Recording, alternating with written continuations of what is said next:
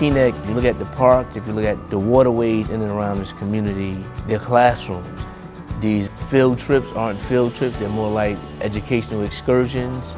We are working with NEEF in order to bring children from Benjamin Franklin Middle School out to the park. We really want to give them a focus on greening STEM. So looking at science, technology, engineering, and math through an environmental lens and trying to see how they all come together. They're going to do water testing.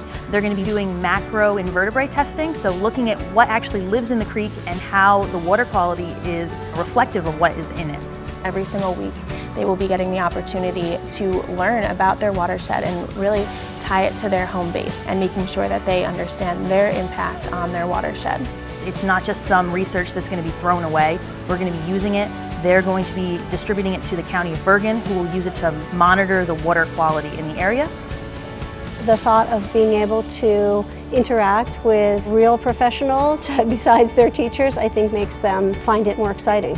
A lot of kids think it's, the Parks Department's job or the DEP's job to take care of a watershed, but this is really teaching them that they themselves are stewards of their watershed, and it's part of their responsibility to care about it and to help keep it clean. This is a life learning experience. This is something that hopefully they will be mindful of for the rest of their lives. The possibility that a 7th or 8th grader can say, I want to study environmental law, or I want to be an environmentalist, I want to work with botany. They can find a passion for that work here. The laboratory is right here in their backyard. It's a big undertaking. There are always the components of the paperwork and the approval for the field trips and that sort of thing.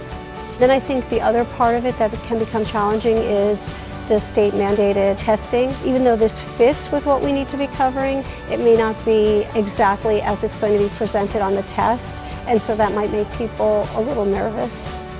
Some of the challenges were also getting, school buses, getting them to eat lunch, just the movement, getting everybody out and getting them all back in one piece. And just the behavior, because middle school, they have some days where they're not always in the mood to do certain things, but I think if we can let other schools know how exciting it is for the students, and even though it is a lot of work for us, how exciting it is for us to see the students do science, then maybe they'll jump on board.